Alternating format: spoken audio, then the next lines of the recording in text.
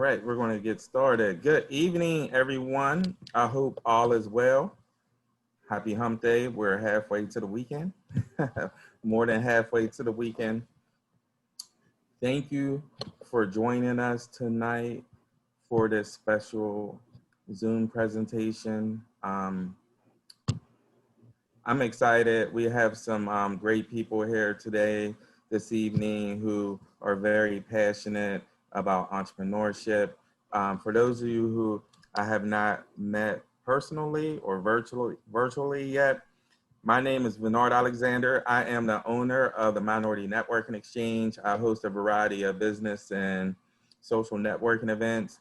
I also do a lot of social media engagement for different entities, and I do some consulting work for a lot of the local entrepreneur support organizations in Western PA. And I'm also the owner of CKV Suites, which is a 1,200 square feet event space in the heart of Homewood. So I have been partnering with the URA, and I think it seems like we've been doing these about once a month, which is great because they've been growing and growing and growing. We have some dynamic speakers here tonight who have a wealth of knowledge. And in addition to that, I'm not going to steal anyone's thunder. There are a ton of resources, even more so than before, that will be a benefit to the businesses within our community. And I'm excited to hear more. I'm excited to help you all get connected to the local entrepreneur support organizations like RCI and circles and the URA, of course. So I think in the midst of COVID, with everything that's going on in these scary times, it's great that we have people out here and organizations committed to helping entrepreneurs survive and be able to pivot, and not only to survive, but actually to grow and thrive. So that's my spiel for tonight. My call to action, I always have a call to action. My call to actions are usually at the end. My call to action, I'm gonna start off with it tonight, is that if you enjoy just one thing that you hear tonight and it's a benefit to you, make sure you spread the word to someone else. And I'll definitely be partnering with the URA more and hosting these different types of conversations. And so, I'm asking that you invite someone else and, spread the love, spread the knowledge to, some other entrepreneurs and aspiring entrepreneurs. There's some folks on here who has not even launched their business yet. And, I've suggested, hey, get on a Zoom anyway. Even though your business has not launched yet, you will get a leg up on the competition just by learning what's out there. So that's it. That's my spiel. Without further ado, I'm going to introduce the co-host for tonight from the URA, Mr. Pierce Robinson. Thank you, Bernard. Appreciate the warm welcome and intro. Hello, everyone. My name is Pierce Robinson. I am with the Business Solutions Department at the URA. One thing I just want to note, if we can we please, anyone that has questions throughout the entire presentation, can we please put the questions in the Q&A, and they will be answered in the order in which they came in. Thanks again for coming out and joining us this evening. Just to give you guys some context, I'll start by explaining just a little bit about the URA for those who aren't familiar. So the URA, the Urban Redevelopment Authority of Pittsburgh, is actually the economic development arm of the city of Pittsburgh's government. And that's important to mention because anything that we do, we have to do within the confines of the actual city limits. So that's important to remember that, if we're doing anything in regards to housing, we're doing anything in regards to small business, everything has to operate within the city because we are the city government. So just to give you an idea of some of the things we do, we facilitate pretty much all the public development in the city, whether that's utilizing public land, any sort of public sort of financial tool or anything like that. We're generally the stewards of that. And I guess our two main core components are helping homeowners with loans and resources in order to fix up their homes or even purchase homes. And also we provide resources for small businesses in order to either start or expand their businesses. So what we came tonight for is a very, very exciting program. I know some of you might have caught my video on Facebook, but the Pnc Bank Foundation, they actually recently invested $10 million into the URA in order to help us expand some of our programs to help minority business owners specifically. And $6.5 million is slated for this particular program that I'm going to speak to you about right now. And that program is called the Minority Business Recovery and Growth Fund. And so just to give you a little bit of background, when COVID first hit, the URA had an immediate response. We formulated a product called the ELF loan, which is the Emergency Loan Fund. It was $15,000 just to help business owners kind of, get through some tough times. And also it provided a transition for business owners who might have been waiting on a PPP loan or the EIDL loan.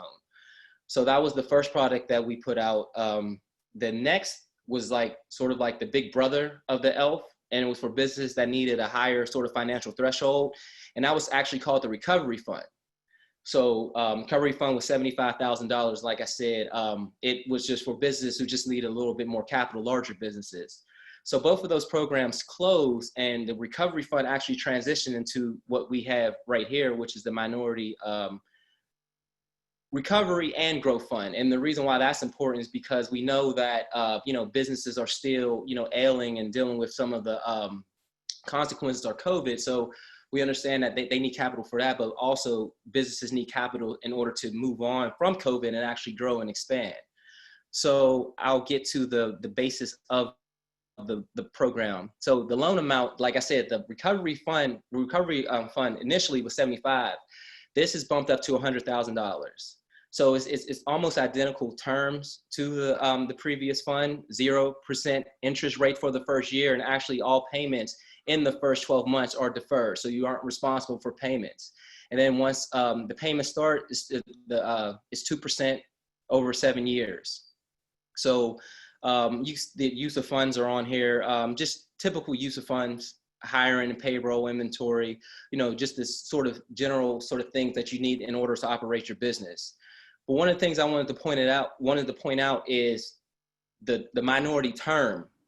And, that's a term that's used loosely, but it's really defined in terms of, how we can use it in this program. We're going by the SBA definition, which includes 51% ownership by African Americans, Black Americans.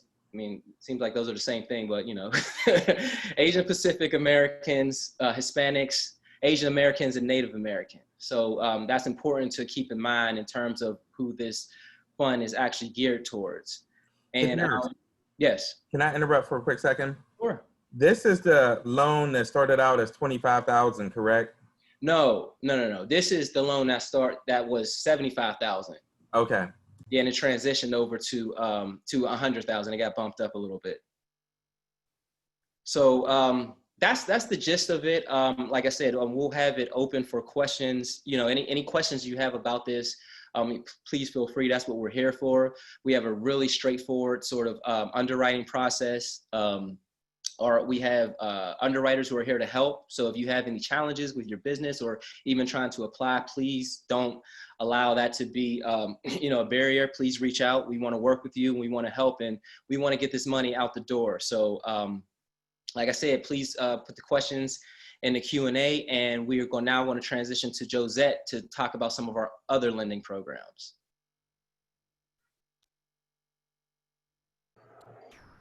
Sorry, folks, I was busy navigating the screen share and I forgot to unmute myself. So I'm Josette Fitzgibbons. I am Business Program Officer for the Urban Redevelopment Authority. And I'm going to talk about a couple of other initiatives that we have in addition to the minority business recovery and growth loan. So one of the things just to remember while I'm navigating off of this page for this loan and for the micro enterprise loan that I'm going to talk about in a minute, if you do have credit issues, that does not automatically kick you out of the program. We do have some resources available for you to we do have resources available for you to get some credit counseling as well. So let me just kind of navigate back.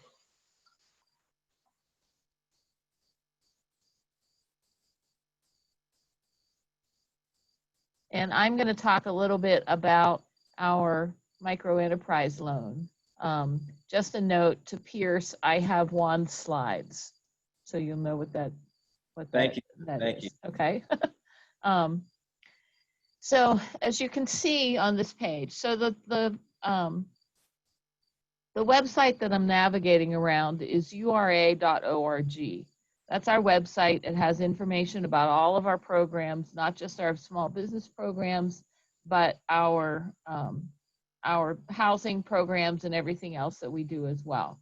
So we're going to spend a lot of time kind of navigating around this tonight. Our micro enterprise loan program, some of you might already be familiar with it. We started in 2018. And this is a program that provides loans up to $30,000, between $5,000 and $30,000 for the smallest of businesses for working capital, equipment, inventory, leasehold improvements, other things like that.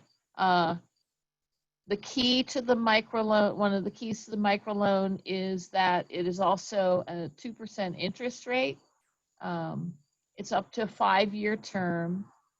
There is an application fee with this, but one of the keys to this program that also applies to the Minority Recovery and Growth Loan Program is that if you need help with something when you are applying for the loan, if you need help with the application, if you need help finishing your business plan, or pulling together all the financial records that are needed, or some credit counseling or something like that, then we can provide that. We actually right now, we refer folks, we have a contract with the Chatham Center for Women's Entrepreneurship, and anybody who comes in that needs any kind of technical assistance, you get directly referred to them for free. You get up to 10 hours of assistance with your application just before you even submit it, so that you can have help putting together the best application that you can. And then if you're accepted as a loan borrower and you get a loan from us, at any point after that, you can come back to us and say, I still need help with pricing my products, or I still need help with, you know, putting my financials together, or whatever. I'm still struggling on this one point. Then we can hook you back up with technical assistance as well. And it's all, right now, it's through the Chatham Center for Women's Entrepreneurship. Yes, they do serve businesses that are owned by men. It's just not all for women-owned businesses. And they have a whole host of staff and consultants that work with them that can help you with all kinds of different business issues. So that is pretty much the microloan program. We have done, since the program started, probably 100 to 120 of these loans to small businesses throughout the city. They are, they're not, it's not easy to get, but we will work with you to try to help you to get to the point that you're ready to get the loan. And then the other side of it, like I said, is we will always work with our borrowers in terms of technical assistance and repayment. we want our businesses to succeed. And so we're always willing to work with our borrowers. We certainly want the money to be paid back, because then we want to be able to loan it out again. But we're probably the nicest lender that you'll have to deal with, because we are always willing to work with you and always willing to help you. So I'm just going to go back.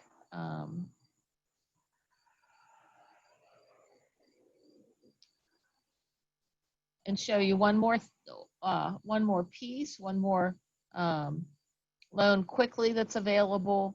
If you're looking for larger amounts of money, if you're doing like real estate development or something like that, we do have also our Pittsburgh Business Fund, which is up to $500,000 for real estate, equipment, those kind of things. So if the microloan program, or even the minority recovery and growth loan program isn't quite enough for you, then you can look at our other loan programs as well.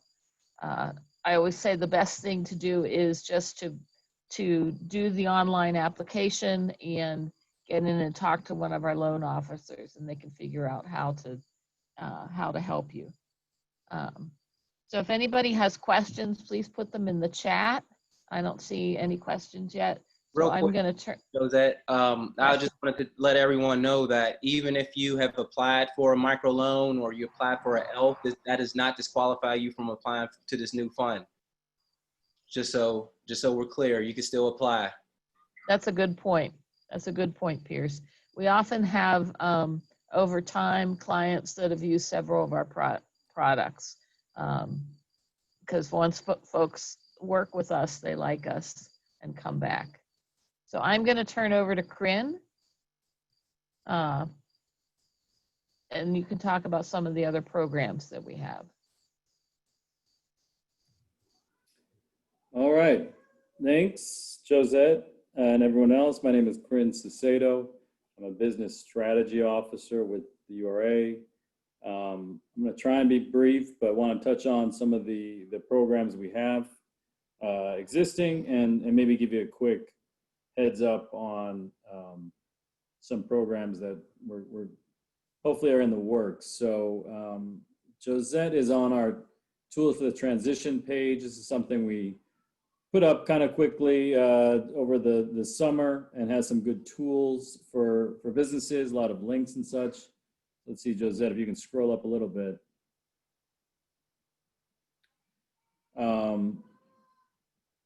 Let's go to the loyalty bond program. So I know some of you have already heard this, but we launched a combined program with Honeycomb Credit, which essentially is a matching gift card program. So if you can get basically enough people to purchase gift cards, we are kicking in $30 for every $100 of gift cards that you are able to secure. So it's worth looking at, particularly if you're a business that has a great customer base and maybe can't access your goods, your services right now. So that's one program. If you want to back that main page, is that?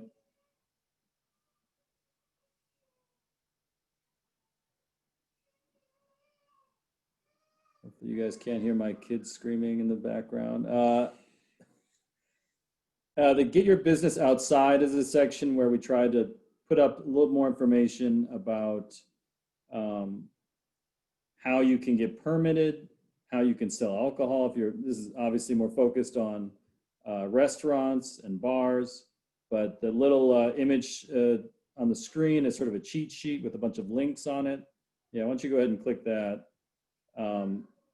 If you need to work through DOME at the city and figure out how you get permitted to use some of the, for example, a parking space for seating, if you want to use the sidewalk, and then just some information about what you're going to need to do that. So some nice resources here if you're a restaurant and really trying to navigate the public space and how you can get permitted for using that space. There's a little bit of information here to the right about CDC guidance on operating and such. But that's just one quick tool. You want to go back to the that So page? folks, just a note about this. These are live links that will take you to the appropriate guidelines and applications on the city's website if you're dealing with this kind of business. Because we did hear that that folks weren't actually able to get to the right place on the city's website because it's not always the easiest to navigate. This page also says links to what we found as being helpful recommendations for, particularly for that sort of outdoor process. I know the season's a little bit off, but I know, who knows? Maybe some people are still trying to use their outdoor space. So we go back to the last page. Reopening safely, or actually get online is again, as some of you may know, we launched a Get Online, Grow Online program with neighborhood allies. The application period for round 2 closed last Friday. I think the first round we got around 95 applicants. This last round, I think we got 76. So it's been a very popular program. It's essentially free technical assistance by digital service providers focused on your website, your e-commerce capabilities, social media, branding. Again, sort of for businesses that have been around a little bit. Unfortunately, the timing of this webinar isn't great because the second round closed, but I would say keep it on the radar because we're going to try and see if we can do a third round or a version that connects you sort of directly in an ad hoc or a revolving basis to some of these providers. So that's been a nice program. But along with that, we have some links to Bridgeway Capital that has some webinars. So if you're really interested in how you can utilize your website, Facebook, whatever, Google, there's some good tools and webinars that I think Bridgeway Capital has posted that are worth checking out. All right, we'll step back.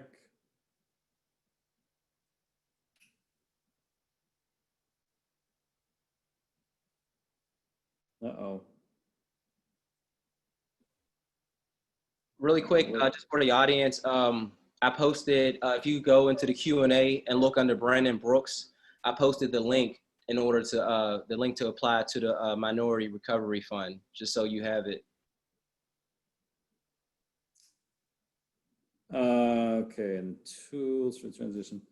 All right, well, Josette's getting back to that tools for the transition page. We'll give you a quick heads up on a program that we're going to our board for tomorrow, which would be another way that would be sort of direct assistance to small businesses. And it's a rent relief program, a commercial rent relief program. The trick here is we're trying to really get landlords to knock down rent for brick and mortar businesses that are struggling at the moment and maybe can't having some issues with their making their rent. So what we're trying to do is say, look, landlords, if you knock down your rent for 3 months by $100, URA will match that $100 as well to help that business have a little bit of breathing room on their rent if their revenues aren't really keeping up because of the economic situation.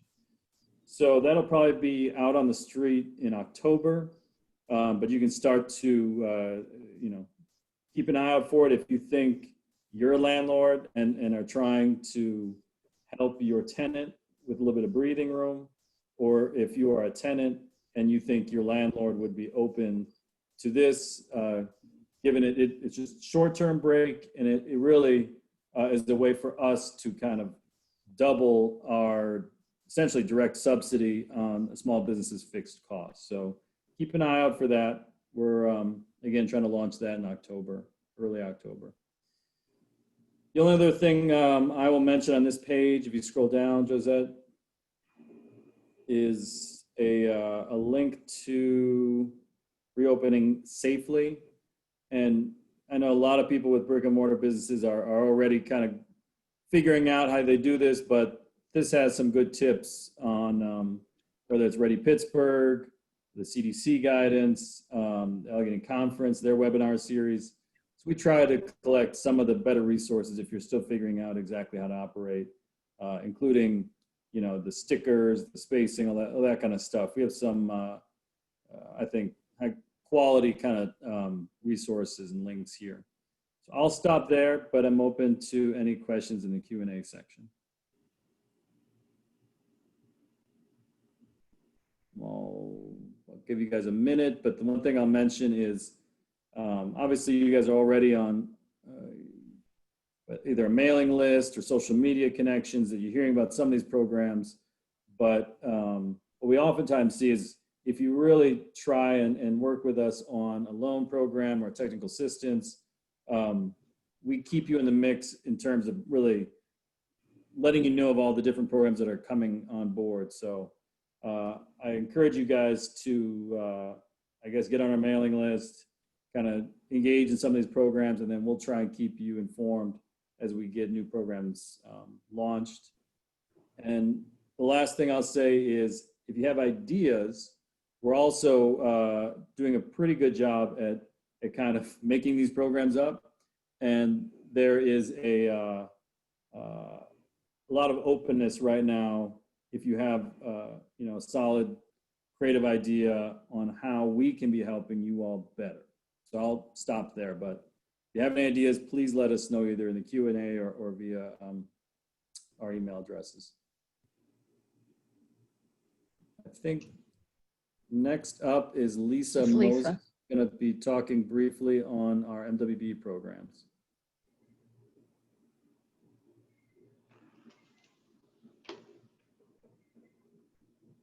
Hello all, this is Lisa Moses. I am the MWBE Program Coordinator at the URA, and I'm representing the MWBE Program Office, which is under the leadership of our Deputy Executive Director, Diamante Walker, who also serves as our MWBE Program Officer. Josette, if you can please pull up my first slide. Okay, Lisa, I have it pulled up. Can you guys not see it? Right now, I am still seeing the city's website, or rather the URA's website, where you left off with Corinne. Okay, So, hold on. But if you're unable to do so, okay, that's not an issue. Second.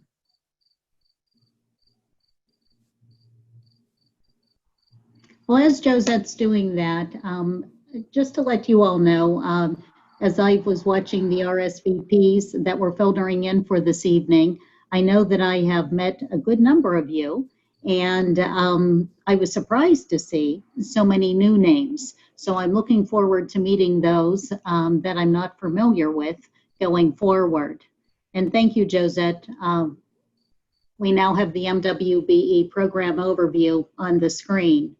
So for those of you who are familiar with the MWBE Program Office, you most likely have seen this slide a few times over now.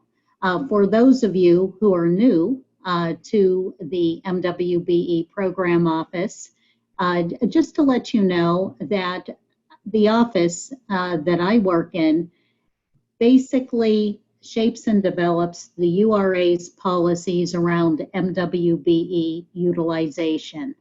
And that means policies for our internal staff, as well as policies and procedures that we more or less share with our external partners, as well as developers, folks who are interested in doing business that involves MWBE participation. From the standpoint of MWBE goals, the URA, as previously mentioned by Paris, is considered to be the economic development arm for the city of Pittsburgh. So therefore, the URA follows the city of Pittsburgh's MWBE goals for any project where total project costs that involve URA land and or URA funding, if that project, let's say, for example, is of $250,000 or more, then the MWBE goals, again, that are the City of Pittsburgh's, need to be taken into consideration. So we look for the 18% minority-owned business participation and the 7% woman or women-owned business participation. And again, that is on total project costs. From the standpoint of diverse companies that are looking to do business with the URA, we always welcome conversations, just from the standpoint of getting a feel for what your business does and how that business might be able to pursue an opportunity through the URA. If not applicable to the URA, we might know of other entities that you might be able to explore from the standpoint of making that business connection. From the standpoint of becoming MWDBE certified, the URA itself is not considered to be an official certifying body. However, for business owners who reach out to us wanting to become certified through an official certifying body, we assist those folks from the standpoint of leading them in the direction of, let's say, Riverside Center for Innovation and the Diversity Business Resource Center, or Allegheny County's MWDBE department, at times even the Port Authority of Allegheny County, just trying to point folks in the direction of a support entity that has the ability to walk folks through the steps in becoming MWDBE certified. From the standpoint of networking and outreach, when it's business as usual, the MWBE program office will host workshops, seminars, as well as networking events. At times we host these, or we're the lead host. Other times we team with our partners, and we do have a vast network to support their effort in bringing folks together. And I think what's important to stress here is that this provides an opportunity for MWBE firms to more or less showcase themselves, to let other MWBE firms know what they're capable of doing, and then from there also to let businesses that are non-MWBE firms know what capabilities they bring to the table. So it really works out well from the standpoint of folks coming together, again, introducing themselves, potentially teaming on future ventures. And I must say that it's not uncommon for non-MWBE firms to approach the URA from the standpoint of wanting to connect with MWBE businesses. So if you are not in the URA's loop or on the URA's radar, I would strongly suggest that you please at least reach out to the MWBE program office from the standpoint of making the MWBE office aware of the fact that your business exists. And then from there, we'll be able to pull you in to the loop from the standpoint of being able to take advantage of workshops, seminars, and networking events going forward. And then from there, we always work to connect resources and opportunities within the URA to the diverse business community. So if you contact the MWBE program office and you share what it is that you're looking for, if I myself do not have the resources within my department, I in turn will point you in the direction of another department within the URA that might be a better fit or better equipped to be assisting you. And please keep in mind that even if you approach the URA and for whatever reason, our resources are not the correct match, we in turn will work to point you in the direction of other entities within our network, whether it's on the lending side or whether it's on the side of just pursuing other opportunities, again, such as becoming MWDBE certified, that will be able to assist you. Next slide, please, Josette.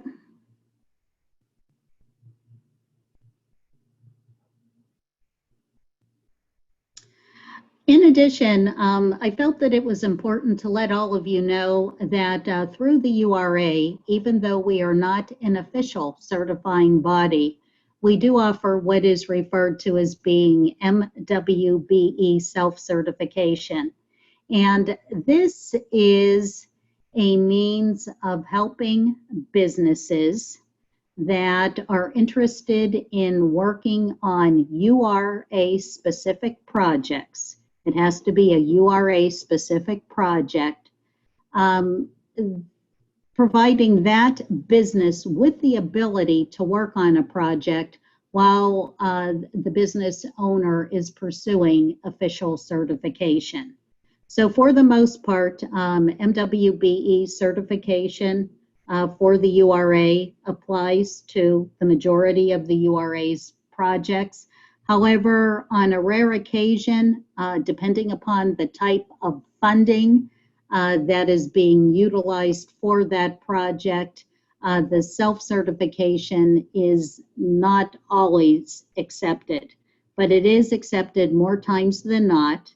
So if, let's say for an example, you're a construction contractor, or you are the owner of an MWBE engineering firm, architectural firm, just using those as an example, or as examples, you might want to reach out to me just to have further discussion, and we will be able to more or less determine whether or not URA self-certification would be to your benefit while you are going through the steps of becoming officially certified.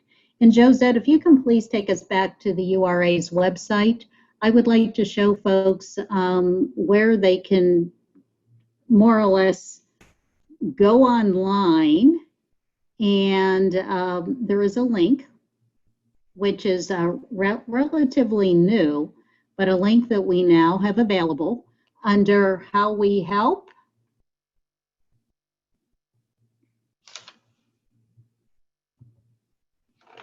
I'm sorry, folks, my system has just timed out. Bear with me.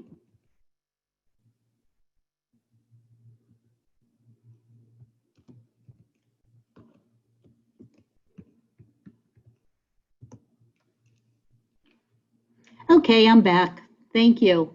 Josette, if you can please go to How We Help. And then down to Minority and Women-Owned Business Enterprise. And scroll down, please. Right here, we have URA MWBE self-certification.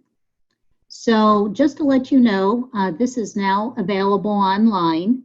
And basically what it is, and all that you need to complete, it's not a taxing process by any means, is that we have a form which is an affidavit form that you will need to complete and have notarized. And that form needs to be submitted along with a valid state or nation issued photo identification. So if, let's say, most folks submit their driver's license. If that doesn't work, it's not uncommon for us to see passports or some other form of official government issued photo ID. But again, we work with you in order to provide you with this opportunity, and it is meant to help you on URA projects while you are working towards obtaining official certification. What I need to stress here is that, again, and I've said it numerous times over, this is for URA and URA projects only. The City of Pittsburgh, Allegheny County, the Sports and Exhibition Authority will not accept the URA's self-certification. So please keep that in mind. It can help you, but again, only from the standpoint of URA projects. Another thing that I would like to point out before closing is that throughout COVID, all throughout this time, numerous, and I can't say how many, but on a weekly basis, small business owners reached out to the MWBE program office. And at times I was having numerous conversations within a day with various business owners who are at different stages and phases and had different needs. Of course, we had the folks who were really struggling and just trying to tap into resources and just trying to connect with individuals who could help them to sort through what they were experiencing and what was out there that could potentially help to alleviate the strain and the stress that they were experiencing. But in addition to that, we also had numerous folks who had businesses, already established businesses, that were impacted, but not to a great extent. So they still considered themselves to be in a good place, and we're very grateful for that. And they were utilizing the time, and many still are, to work on becoming officially certified. And in addition to that, just thinking of ways and exploring options for expanding upon their business or businesses.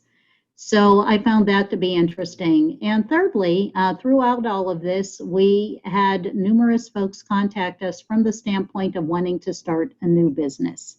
So just to let you know, the MWBE program office has been very active throughout this work from home. And we'll continue. It's my guess that we'll continue to be very active going forward. But if there's any questions that you might have, again, please feel free to reach out. The best way of doing so is by reaching out to mwbe@ura.org. I will receive that email message along with, again, Diamante Walker and a few other members that are on our team. And you will be sure to hear back from us. So thank you. And again, for those of you who I haven't had an opportunity to meet in person, I look forward to doing so in the future. Thanks, Josette. Thank you, Thank Lisa. you, Lisa. Next, we'll have Juan Garrett from Riverside Center for Innovation. Can you cue up his slides, please, Josette? Thank you. While Josette's doing that, thank you all. Thank you, URA, and a really great presentation. I just want to reiterate to everybody that's been listening, either as a participant here or through Facebook Live, those loan programs, I have to say, are incredible that the URA has created for disadvantaged entrepreneurs, minority entrepreneurs moving forward, especially that new minority business and recovery growth loan is incredible. And hopefully the board tomorrow approves the program that Corinne talked about as commercial rent rebates. That's key and important, and and then that demonstrates the commitment URA has to minority-owned businesses in the city, within the city of Pittsburgh. So good evening, everybody. I wanted to at least give that out before I forget. Good evening, everybody. This is Juan Garrett, Riverside Center for Innovation. I'm going to talk about what the programs are, so how we can help boost your business that we've been trying to work through this COVID relief and some of the programs we've had even pre-COVID. I'll just talk through this, and Josette is going to work the slides for me. So on the next slide, Riverside Center for Innovation is a small business incubator located in the city of Pittsburgh's North Shore. And we work with pre-venture startup and existing businesses. We want to help all small businesses, particularly minority-owned businesses, overcome those barriers that keep you from growing and becoming successful in our region. Because of COVID, I know many of you have probably struggled, and we've reached out to well over 300 small businesses during that time frame, and that number was the number that I received probably at the end of June. So I need to check the numbers that the companies that we have been working with. We also offer office space here in the building, so if anybody's looking for space, I do have a few small office openings coming up. So on the next slide, how we're going to do this is, it's the other, there we go. So what we do is we have a team of individuals here at Riverside Center for Innovation, and on the slides you will see the names of the employees that are here that provide the services that we offer at RCI. So when you register, we want companies to register with the Diversity Business Resource Center. That website is dbrcpittsburgh spelled out .org. dbrcpittsburgh.org. When you register with us, you will then be contacted by Autumn Metz, who's our office administrator. She will provide a SWOT analysis on your business. We will find out exactly where you are in the stage of your business, and then be able to connect you into the resources of RCI. So that'll be the first phase that we want to be able to do, is to find out and understand where you are in your business, because people are at different levels of their business. So on the next slide, once that happens, you will be then contacted and enrolled into the Diversity Business Resource Center, where we partner with agencies such as the URA to do a lot of these different events and things. However, we have many other resources. We partner with the University of Pittsburgh, Small Business Development Center, or you may be familiar with the Institute for Entrepreneurial Excellence. They have a satellite office in our facility, and we set up business counseling services, those one-on-ones. We offer training, seminars, workshop, and networking events through the DBRC. We provide you with special legal and lending programs, which I'll talk about a little bit later. We're very well known for working with Lisa and the URA and 20 other plus government agencies looking for contracting opportunities with disadvantaged entrepreneurs. We also connect you, and we to those, as Lisa had mentioned, certifications to help you become certified by the PAUCP certification program, connecting you and specifically setting you up with meetings with Sue Broaddus at the Port Authority, or Dee, and I can't remember Dee's last name, with the Department of Equity and Inclusion now at Allegheny County, formerly the Department NWDBE. And we advocate for you all. We strongly advocate and for many of the small businesses in our region. There's a lot of barriers and challenges that folks go through. So we advocate for you, along with our resource partner, to make those changes and make things a little bit level in the playing field, I'll say, with other majority-owned firms. And the URA, as you can see, has been able to do that with these programs that they announced earlier. And they're a very big supporter of RCI, and we communicate with their key staff over there as well to help identify these programs. I think Corinne had mentioned that, where they have been listening and been able to change, and really, it's incredible some of the things that they're being able to offer to businesses within the city limits. So on the next slide, we've created an entrepreneurial training program. It's our customized training program called BizFit. And it's a 3-tier training program, because we know that businesses come in different stages. So in tier 3, it's a 10 to 12 week training program where we help you get that idea out your head and put you in the pathway of creating your business plan. And when you finish at those end of the 12 weeks, you should at least have a good draft of a business plan, and definitely a draft of a capability statement. That's very key and important, that you have a capability statement in today's climate and businesses. That is your business resume that you'll be leaving with individuals looking to do work with companies like yours. And so in tier 2, we take you and then we make you refocus in on your business. For instance, if you are a construction company, we help you refocus exactly what type of construction company you are. Most minority-owned firms want to call themselves general contractors, but when we develop this curriculum with the prime contractors who are legitimate and real general contractors, we want to refocus you and become better subcontractors. So if you do carpenter work, plumbing, HVAC, electrical, concrete, fencing, we refocus you to become that best subcontractor in that space. And we've been able to do that so successfully. URA is bringing on many of those companies to do some of those housing development projects that they have. So that's the first stage that you start generating revenues, is once you figure out how to rebrand yourself and identify what you truly are if you're in the construction industry. On the non-construction side, we refocus you and help you with your sales pitches, and being able to close the sales to corporation is key and important to help your company grow and generate revenues to get you to this next level. So the next level is tier 1, and that level on tier 1 is another 6 months program as well. We do that in collaboration again with the University of Pittsburgh under their Power to Prosper program.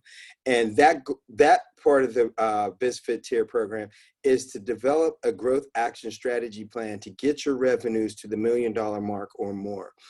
Many of the companies who have graduated out of tier 1, who have been able to complete that intense business training, are pushing revenues well over the $1 million, and now are looking at different headaches on finding qualified workers, understanding how to bid contracts. They are really becoming sustainable and growth businesses within our region. So that's one of our signature programs right there, is our BizFit training program. So we want to enroll everybody into that. Even though you may have been in business for a long time, if you don't have a business plan, and what we usually say, if you don't plan for your business, then you fail in your business as well. We want people to become successful. And so that's what that training program is, providing those necessary skills and provide you with the business acumen that you need to be able to grow your business and get it to that next level.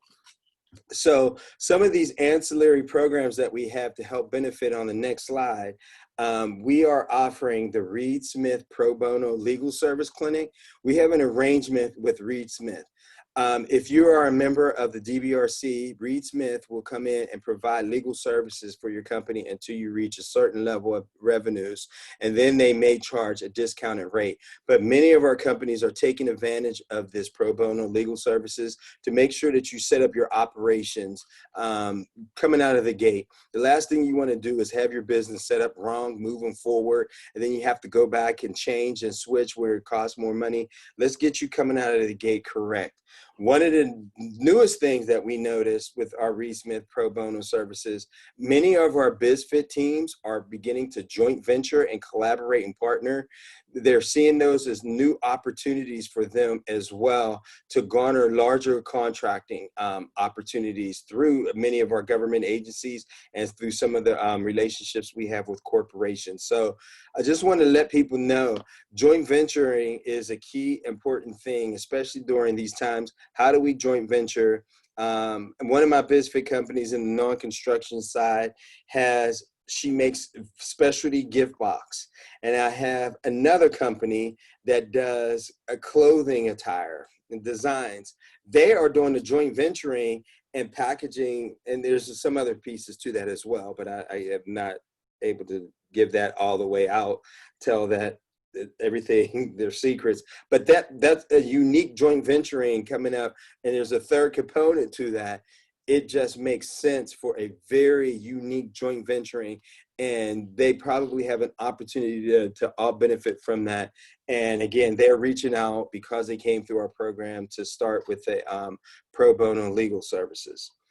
So then we also, on the next slide, we offer the Kiva Pittsburgh program. I don't know if anybody's familiar with Kiva, but Kiva Pittsburgh is a crowdfunding source, and it's operated by Emily Keebler. And we provide crowdfunding funds for your company. As you saw where the URA had talked about many of their loan programs, especially the microloan program, it begins at $5,000. So when we start looking at different stages of lendings for organizations, for new companies and startup companies, Kiva is probably one of your first resources that you want to reach out to start your business. Kiva funds, it can help you put in for laptops and different things that you need in the very beginning, printers. What we've been telling people, because of COVID, you need to become digital citizens in today's world.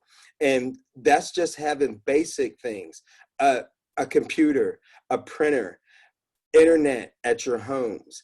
And that first money that you need to bring that in, you can apply for Kiva loans by using a trustee. Bernard happens to be one of our Kiva trustees. He loves the program. He's been able to get many of his clients to come through.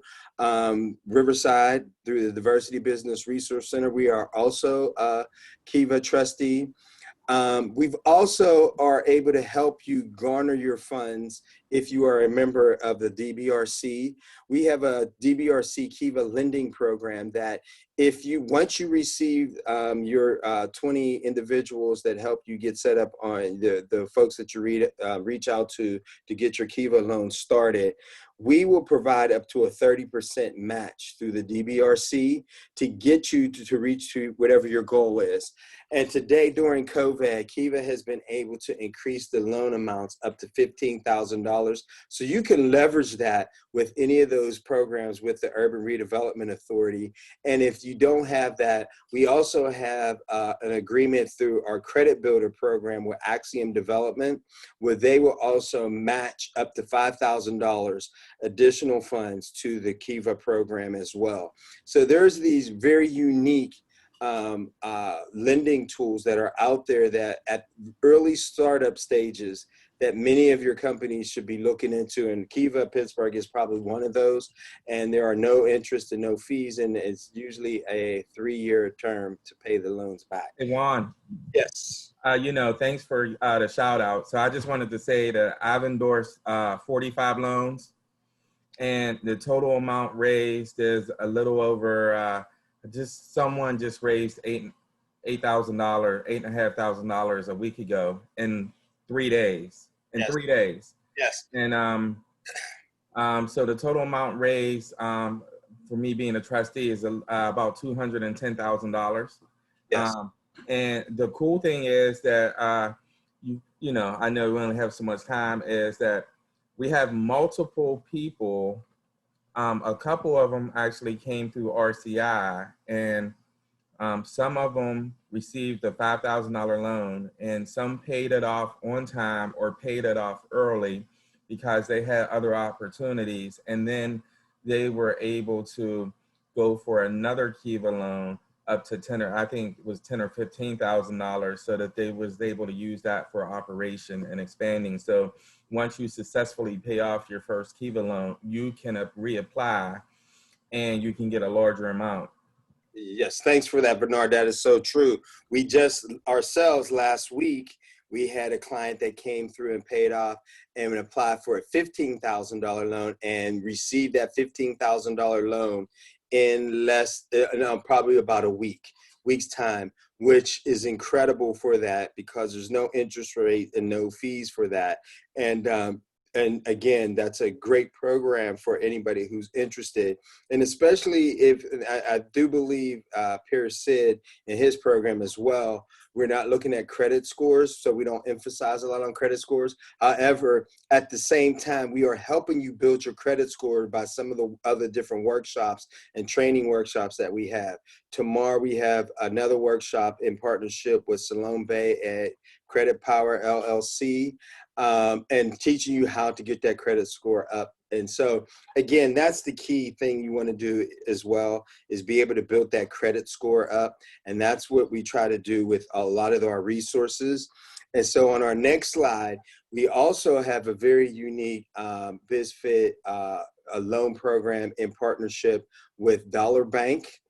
And it's our community it's a community loan business impact fund, and they provide up to $50,000 in lines of credit for small businesses. And the end result is even with all these programs with the Urban Redevelopment Authority, the goal is to get you bankable. And Dollar Bank has stepped in that role.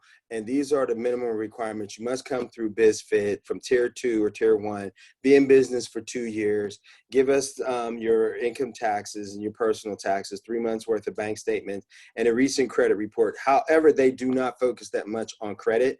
That was the goal. Our goal is to get you into a banking system, because after you don't qualify any longer for any of the microloans that the URA and some of the other resource partners are out there, and you don't want to keep piecing your finances together, Dollar Bank will step in and help you with those lines of credit. Once they see how well you are doing and paying the terms back, they actually pull you out of this specific training, this specific loan program for RCI, and then you become a client of Dollar Bank. Now that allows you to get lines of credits up to $100,000 and being able to get into a banking system. And then they work with you on getting your credit number up.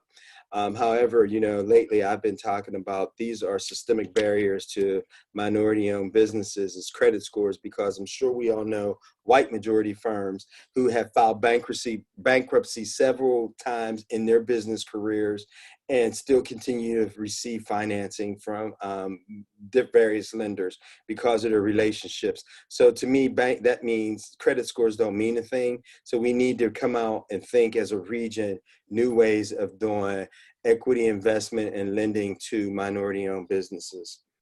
So on the next slide, Lisa talked about some of the certification programs. Here's one that the URA does also recognizes, the HUD Section 3 certification. RCI, we do provide that, and Autumn will find that out in the SWOT and then try to get you set up. That certification is really used by the Housing Authority, City of Pittsburgh, County's Housing Authority, and any entity that uses CDBG funds. And once you become Section 3 certification, this is the easiest certification that you will get. It will take less than 30 minutes.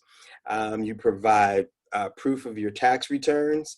And for 2020, if the guidelines are based upon HUD income, I know for a single person, your income, if you made income less than $46,500, you will then qualify for a Section 3 certification. But there's 3 ways that you can become Section 3: by hiring individuals who are low income from the community, as long as they're 30%, represent 30% of your employees, or if you do contracts. The Housing Authority, City of Pittsburgh, uses Section 3 businesses probably the best in the region.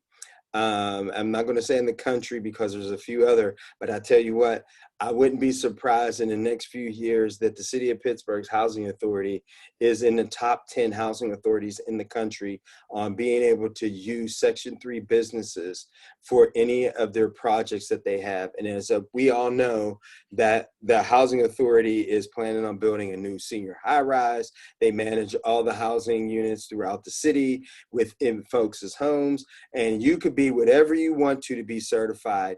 We talked about that with a dry cleaning firm, and they didn't understand why they needed it.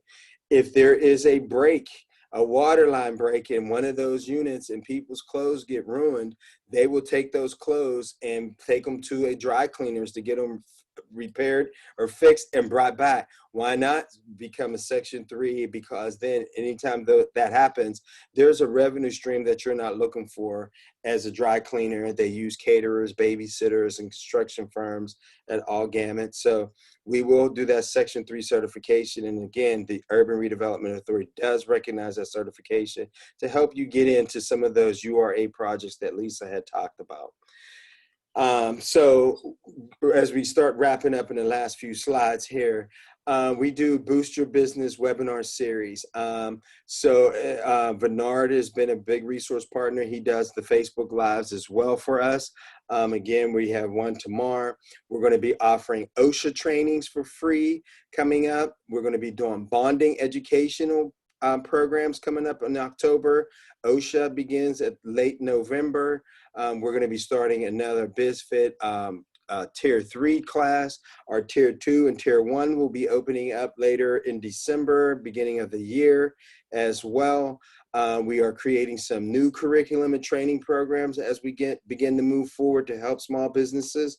If you go to the website, we have some of our previous webinars. As the URA had on their section, we have one as well on social media tips and different things. And so how you pivot business. So you can go back and look at all of those and figure out anything that the educational services. We are also going to be doing a lot more promotions with a partner we have out of ProRank, out of Harrisburg area or Philly. I can't recall which one they're in because I think they're in both.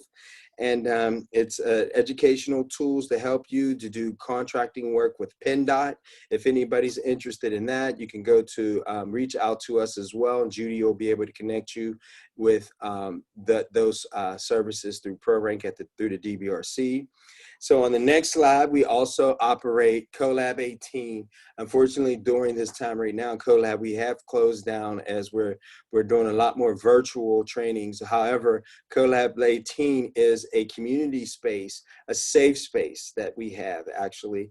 And with technology needs for anybody, the laptops and the training and being able to rent that out to people in the region now. We are going to expand from not only the north side, but become more of a regional hub as we be prepared for 2021. And so you could reach out to us if you're looking for meeting space. You wouldn't need to do that.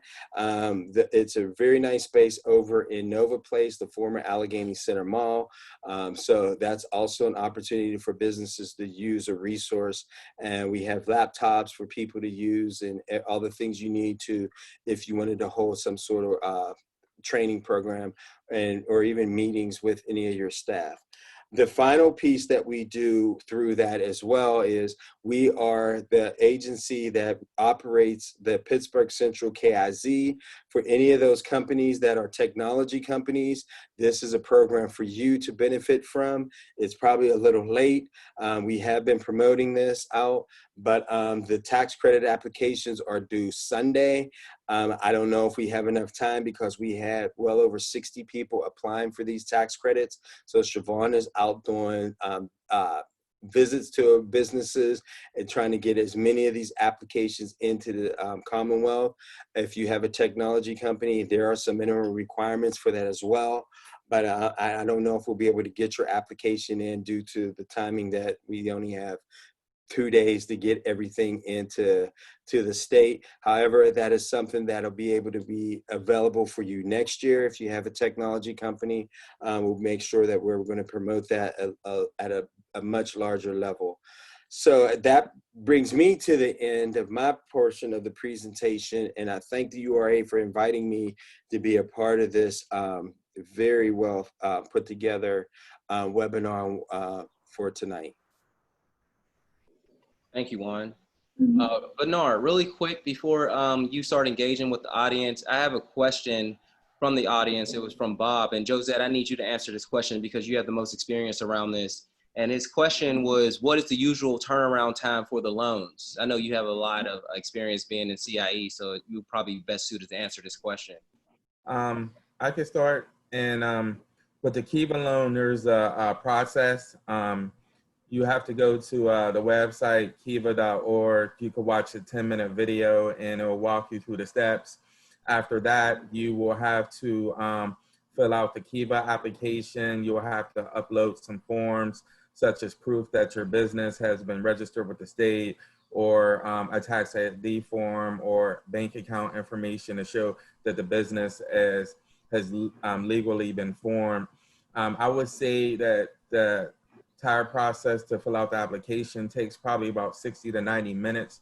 You don't have to do it all at once. You don't have to do it in order, but everything needs to be complete before it's accepted. After that, within about 72 hours, Emily Keebler from Juan's office will get in touch with you to have a meeting with you, most likely virtually, and she'll walk you through the steps. And she'll make sure that everything is done. She'll fine tune and tweak things like your picture and different things, wording on the application.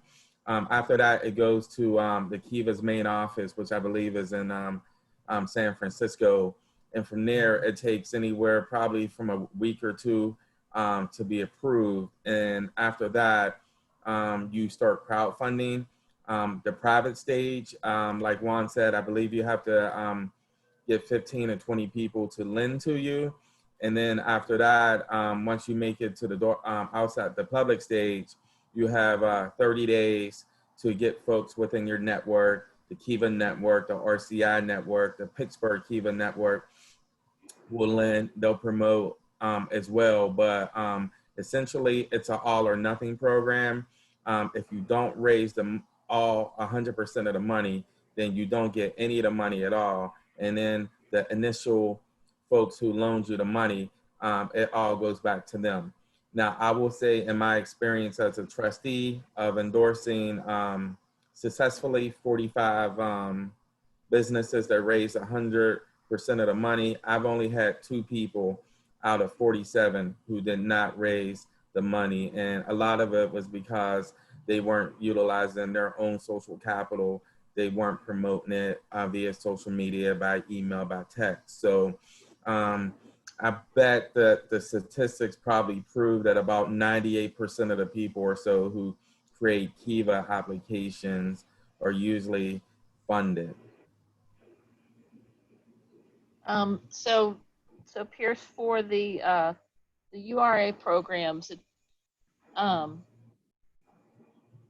for particularly like the microloan program, you know, and I assume it will be the same for the new program as well.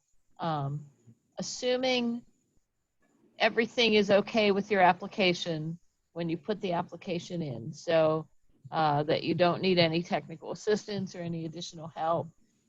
It really is about 4 weeks from start to finish, because we do have to go through, we have a loan review process within the agency. Now, if you need help with anything, if you need technical assistance, that can add time to it. Or if we're to go back and forth to get more information, those kind of things, it can add some time. Thank you for that. Hopefully that answered your question, Bob.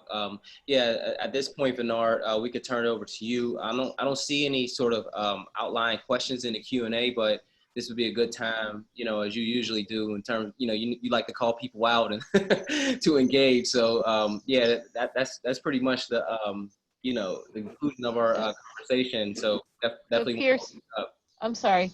I just wanted to, I forgot one piece when I was doing Catapult. I'm sorry. Yeah, the Catapult program when I was talking before. We are a partner with Circles Greater Pittsburgh and a technical assistance provider called Paramount Pursuits to do a program called Catapult, Startup to Storefront. It is a 12-month cohort entrepreneurship education program for really retail and food-based businesses. And the Circles has just released the application to participate in the 3rd cohort in East Liberty. So they'll be accepting 15 participants to go through the whole 12-month cohort. It's a great program. We've had about 30 businesses go through so far. We have businesses right now that it's still going on, all virtual right now. We have businesses that we've helped get onto a virtual platform. A lot of businesses have gone from, you know, just starting to actually having a viable business. One participant in the current cohort, when she started the program, her goal was, does a lot of work online. Her goal was for her business to sell $4,000 in a month. And in the month of August, she sold $10,000 worth of products. So it's a good program, and I will me see. I'll pull up the application really quickly. Oh, I'm on the wrong page and I'm trying to do it too fast. So we'll just put in the chat. It's Circles Greater Pittsburgh website. And if you just go on there and you can find the information about the Catapult program and you can apply. And we will be putting it out on the URA Facebook page. I It think was it's just on there released already. today. I think it's on there already. Is it? Yep. It was just, the application was just released yesterday. So we've been trying to get it out as much as we can. So that's, if you have the retail business, even if it's just online or you're just starting, it's a program that's worth looking at. Cool. Thank you. Well, I guess Pierce turned it back over to me for a little bit, and you know, there was a lot of information shared, and I'm not sure, Juan, did you get a chance to mention the E3 network? I did not. Can So you spend a couple minutes on that real quick, because Lisa, you and myself are, you know, you part are of the group, and a lot of the organizations that was mentioned tonight is part of the E3 network as well. right, and the E3 network is a program being driven by local foundations, and the Urban Redevelopment Authority is also a part of it. On that, the E3 network is basically a group of entrepreneur support organizations, including Circles, Community Forge, Axiom Development, the Urban Redevelopment Authority. Bernard is one of our navigators, spreading the word out into the communities. Amasello Cares, Ebony Harris McQueen. I think that's, yeah. Or is it Ebony McQueen Harris? It's one of those. Ebony is our rep from Amasello Cares, and It looks like she's on here. Yep. what's her last name? Ebony, yeah. And then we have the University of Pittsburgh as well. And we're putting together a strategy on being able to help businesses throughout Allegheny County, and definitely with the concentration with the city of Pittsburgh, on putting an ecosystem together to help entrepreneurs to know where to navigate, where the resources are. So as we're navigating, we're also talking to one another to figure out how we strengthen and partner and can collaborate with each other to help you as your companies grow and become sustainable within the region. So we'll be hiring a few more additional navigators and a new position, a replacement of an ecosystem builder to help build the system throughout the city. And then there's going to be another part that has C3 added to it as well, which we're coming up with those concepts and being able to make sure that the E3 network is providing the necessary tools to build stronger, capable, and qualified minority-owned businesses, and then to be able to get them to the C3 side that has the access to capital, the contracting opportunity throughout our region. So I think this is going to be a great model for our Pittsburgh region. And so stay tuned as we get ready to launch that, probably closer towards 2021. Cool. Thank you. Yep. So there's a lot of resources out here for entrepreneurs. And as you can see by the presentation tonight, probably unlike never before, the organizations, the entrepreneur support organizations are starting to come together to work with each other, and even making sure that they don't overlap and carving out their niche. You know, so for example, you know, if someone comes to RCI and they're not ready yet, you know, that may be an opportunity where they refer them to Circles or refer them to a community forward. So it's great, you know, being a part of the E3 network over the last year, watching how these relationships have evolved, and organizations don't mind working together and necessarily sharing the same clients that they work with, so that we all could be successful at the same time. Definitely want you to make sure that you guys take full advantage of RCI's and the URA's programming and partnership. you know, the Get Online, Grow Online program. It's closed already for the second round, but if it's as anywhere successful as the first round, I imagine that probably by next spring that the URA and Neighborhood Allies will probably find a way to find additional funding to get more businesses involved with that. And a lot of I refer quite a few businesses who received tech support, whether it was initially getting a website design or getting maintenance on a website so that they can accept e-commerce and different things like that. The Circles program is great as well. I believe I'll be guest speaking in November on social media, of course, I guess. But I mean, there's a lot of cool things out here. So I just, you know, want to encourage you all to stay connected and take advantage. So if you haven't already, because especially for those of you who are on Facebook Live, 2 things that you need to do. You need to go to the URA's Facebook page and like it so that you can get the notifications, and go to Riverside Center for Innovation's Facebook page so that you could get the notifications as well, so that you're not missing out on any of the events.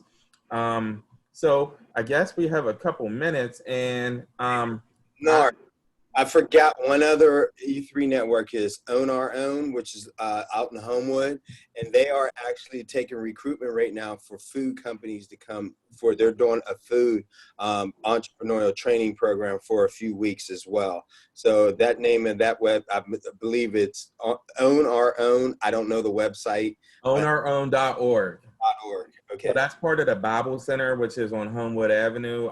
It's an entity. Own Our Own is an entity of the Bible Center, and they're also part of the E3 network.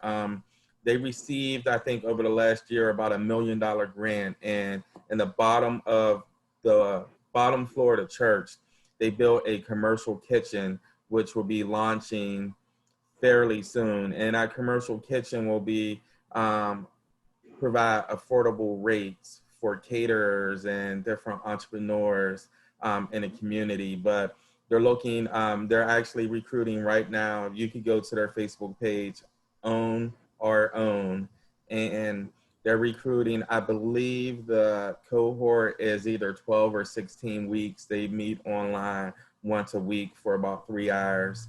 And there's a fee attached to it. I believe it's about $250, but they generally have, don't tell them I told you, but you can tell them I told you. They usually have scholarships available, so definitely check it out. And I think it'll be a great program for those who are in the food space. Mhm. So, Bernard, I'm sorry, Bernard and Juan. Juan, just a question, well, not even a question, but just a request for you. In a meeting that we were in together, it was either a recent E3 or it might have been the MWDBE Governmental Committee meeting.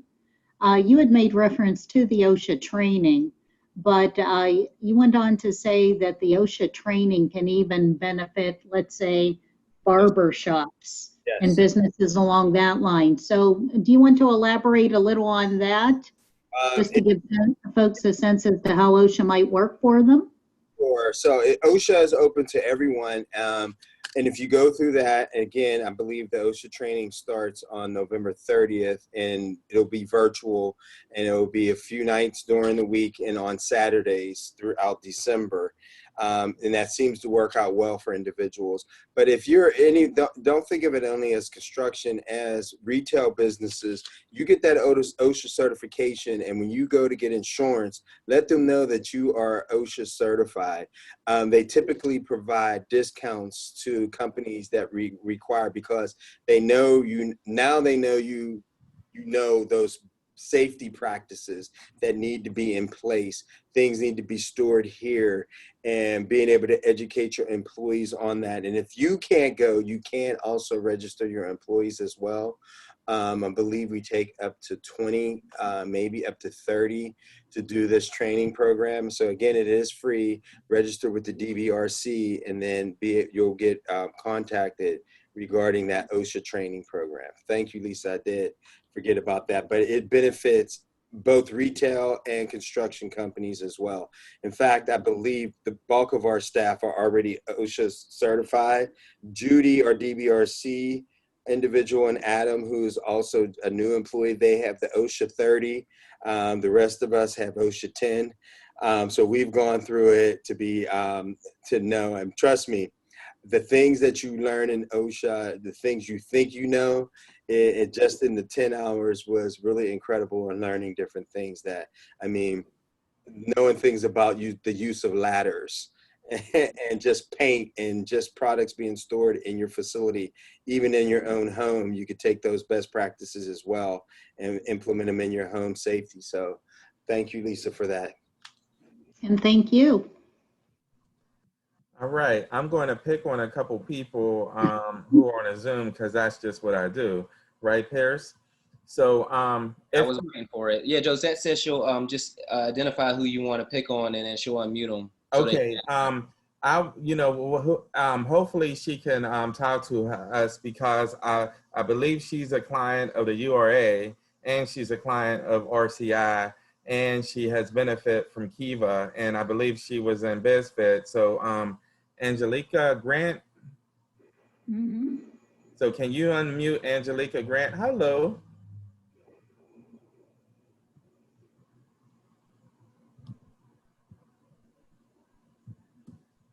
Josette, can you unmute Angelica? I think they Okay. unmuted me, Andrea, by mistake. Okay, sorry, Andrea. Okay, Angelica, I just asked to unmute. So Angelica has a cleaning company. Yes, and she was a BizFit client. She came through BizFit. We referred her to the Urban Redevelopment Authority. She recently received a loan. She does cleaning companies, and anybody that needs cleaning, I'm going to steal her phrase because she just used it at one of our BizFit classes. Her and her team are booted and suited and ready to take on COVID. Any place you all want. I still see she's muted. So Angelica has learned, has been incredible, and she's starting to do a lot of opportunities that are out there. So I still see her muted. So Okay. Yeah, I'm not sure. I Maybe she don't want to talk. Yay. yeah. Shy. So is there anyone who would like to make a comment, to tell us about their business, that they plan on launching, just anything at all, raise your hand and Josette will unmute you and give you a couple seconds to introduce yourself to everyone. Okay, Corey, Yep. you're unmuted. Okay. Looks like Angelica is unmuted now as well. Okay, we'll give them both opportunity. Whatever, Bernard. Hold on for 1 second, Corey. You'll go next. Go Sure. ahead, Ms. Grant. Hi, Bernard. Hello. How's the business going? It's going okay. I ain't complaining. Thank you for all your support. Thank you. So has COVID-19 impacted the business? Did it slow down, or are things starting to pick up? It was okay. We just learned how to pivot through the situation. I had got certified with ISSA for the COVID, to learn to get educated on the COVID, on how to disinfect. So basically, we just pivoted. Cool. Now, tell us about your experience with BizFit. Wonderful. They teach you how to do your business plan, your capability statement, you name it. It was just a good place for me to learn how to grow my business. And they also help you outside of BizFit as well. You can give them a call or email them anytime, and they would assist you. They assisted me. Cool. And you work with the URA as well, correct? Yes, very, very helpful. All right, sounds good. Well, thank And you. also Kiva. Oh, Kiva, yeah. shout out to Kiva, because that was my first opportunity to help me build my business. And you received the Kiva loan twice, correct? Yes. That's right, because I'm your trustee. I should know that. Yes. Cool. Well, congratulations. Keep up the good work. Thank you. All right. So, And shout out to you for opening up the opportunity on Connecting King. hey, thank you. That's a great support. All right. Next, we're going to unmute, or he's already unmuted. He's a local talented artist, Corey Carrington. Hello, everybody. My name is Corey Carrington. I have a creative agency firm, or you could also call it like a studio. I just recently launched Deeper Than Grit Studios this past September officially. I just recently started a year-long residency with the Radiant Hall in Knotsland. So I'm going to be there for a year in their 7800 Susquehanna facility.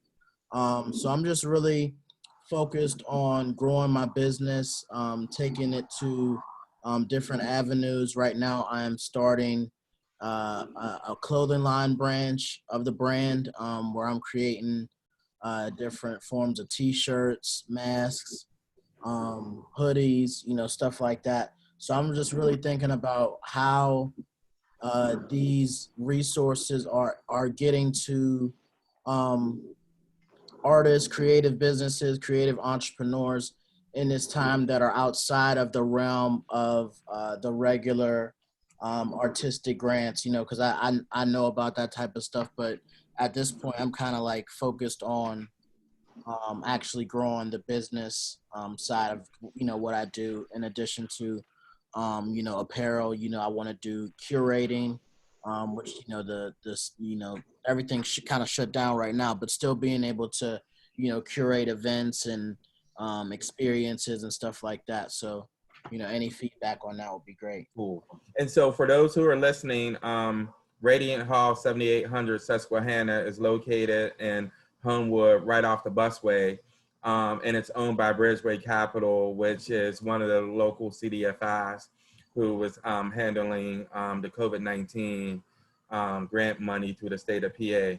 So Juan or anyone else, do you have an answer to Corey's question about what entrepreneur support organization to get connected to on the art side? I was going to ask Corey that question. I heard him say he does hoodies and clothing and branding. Do you actually do sewing, the literal sewing of it, or you contract that out? I contract that out. Okay. Well, that's fine as well. You made me, as you did that, it made me reminded me I needed to set up a meeting with, I can't even remember who they are, but I want to say it's the seamstress and someone else's union, and they're looking to bring in minority firms that do these types of clothing brand. So if you register again with the DBRC, whenever we figure that out, I'm in the middle of texting because you made me remember that I forgot to do it on Monday night. And so we'll be trying to connect minority entrepreneurs to into the seamstress union, who probably works in the plays and film industry locally here in the region. So that's one of the connections we'll be able to do with that. But just register with the DBRC, and then you'll get that SWOT analysis by autumn. And you should also become Section 3 certified, because who knows, the Housing Authority may need t-shirts for some event, and in URA or something, you're Section 3 certified. They want to be able to use those Section 3 businesses to be able to help your businesses grow. So, okay. Or anybody else that's out there as well listening, if you do clothing and branding like that, please register as well, because we want to definitely connect you with the right people and get you involved into whatever that union focuses on. Thank you, Juan. Yep. All right, Josette, I see Jamie and Carmela have their hands up. I'm not sure if Andrea wants to speak too, because she spoke, but if so, So I just unmuted Jamie. All right. Hello. Yeah, it's I was at a farmer's market. So I was kind of rushing through. It's Jamal IT in Harrigan. Just real quick, I am the owner of the Smoky Cities 412 Barbecue. I went through the first 2 tiers of BizFit, URA, loan recipient, the micro enterprise, also did a Kiva loan. I've been in business for just over 5 years. And my company is actually split into kind of 2 sections. I cater under the 412 Barbecue name, and I do the sauces under the Uncle Jammy's moniker. Yeah, and I've just been kind of going at. Are you looking for a physical location? Yes, that is on one of the big things on my list. Can as I grow. Do you have a neighborhood in mind? I do not. I'm gonna probably gauge that just off of the catering gigs I get, plus how the wholesale and everything goes. But it does seem like some of the stronger, like in Pittsburgh, markets are towards the east end of, the east side of the city. I currently live in Kraft and Ingram area. So Jamal, would you be looking for a single space or more of a shared space? I mean, I can always start out in like a shared space. What I am envisioning right now, since the stronger part of my business is overwhelmingly the sauces and dry rubs, especially Which are really great. Thank you. I have. Very great. Yes, I've taken on. I don't know how many people know, but I just got into Giant Eagle Market District after a year of hounding them. So I have all the market districts. I'm going to try to expand that to the rest of the Giant Eagles. Whole Foods, I went from 2 stores before COVID. I've been working my butt off. I have about 14 stores now. So the main thing would be getting somewhere to kind of coordinate the logistics of everything. So I would need some place that does have some kitchen access, but has more storage for the sauces and dry rubs, maybe some office space, so I can meet with potential clients and stuff like that. This has not been announced yet, so this is sort of breaking news. I think the folks who know. The Hill District CDC has space, and they're going to be launching a 12 to 16 week food program, and I'm going to be one of the facilitators. Okay. And some of the possible graduates, and they're looking at maybe 6 to 8 people to be in the same space. Okay.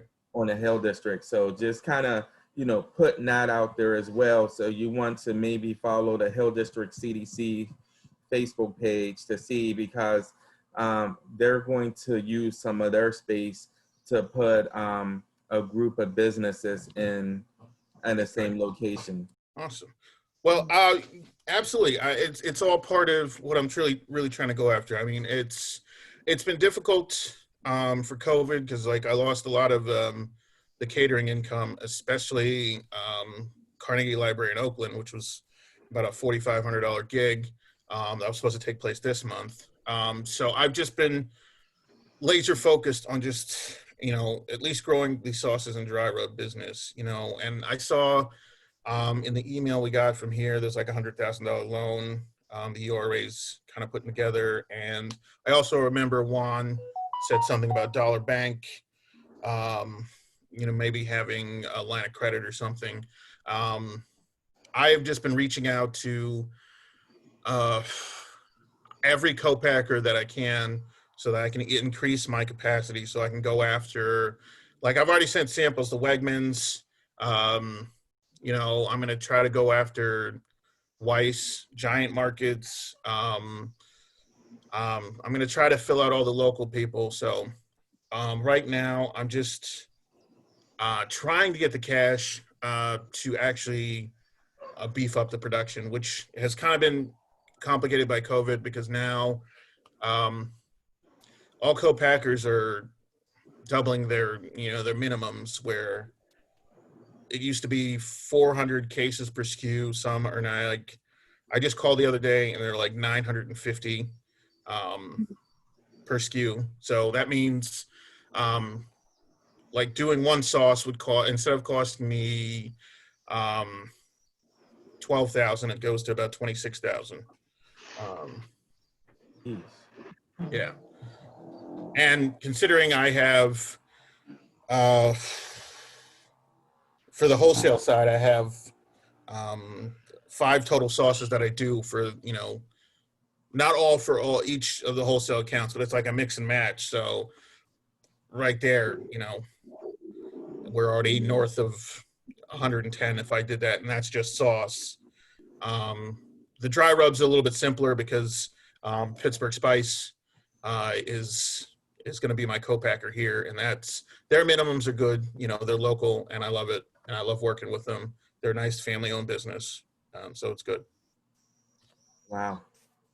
Any advice from the experts on the line? Well, I would say, Jamel, I know you've worked with Carly. Were you working with Carly at the URA? Yep. So keep in touch with her. And you know, any, because you're a microloan client, any help that you need in kind of the non-financial side and technical assistance, you can always come back and talk to us. I would also look at, you know, watching your debt load, but the Hill Federal Credit Union also has a line of credit program that they like you to be located in the Hill, but they have kind of a workaround that if you join the credit union, you can be part of it, and they're a good organization, so that's a possibility as well.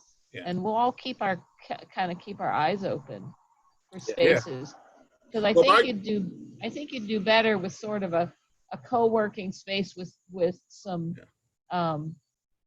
storage and kitchen access as opposed to a storefront. Yeah.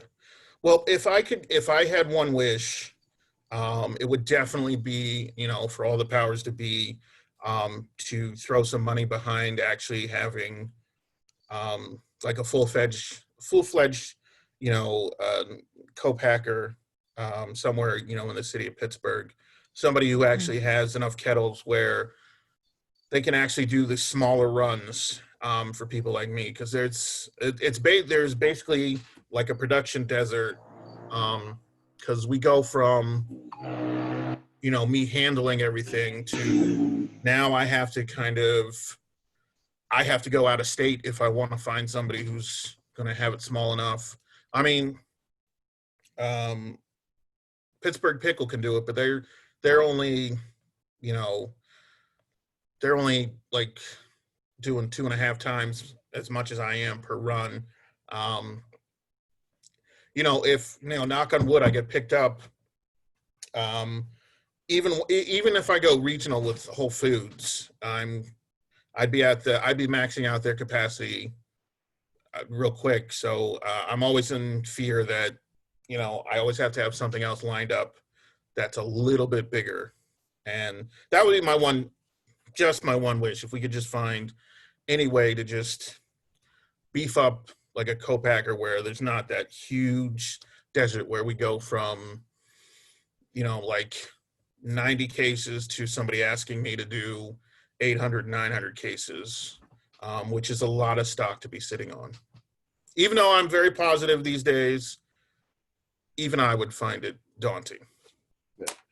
Hey, Jamal, just reach out and follow up with me. I have a client and I'll reach out to them to see if they can refer me to anybody that can do the co-packaging. They don't do that type of work, but they do candy bars and some other things, dog foods, and they're not large. They're not, they're large, but they're not as large as Heinz, or you know what I mean? So Yeah. so just follow up with me on an email and I can connect you also with Dollar Bank as well. So. Yeah, that'll be great, because at least I can do, if I get anything from Dollar Bank, at least I can do one sauce at a time, fill it, and then pay it back and just kind of level up. But yeah, I will follow up with you. Okay. All right, I think we have about 8 more minutes left. So I see that We have one more hand raised. Carmela, can you unmute Carmela and say hi, Carmela. Tell us what's going on. Hello? Hello? Yep, we can hear you. Okay. Hi, my name is Carmela Jones, and I have a business, and it's called Shirts and Things. Basically, when I first started, we were making customized T-shirts for families. With the COVID-19, my vision, everything has changed right now, so I basically just need help with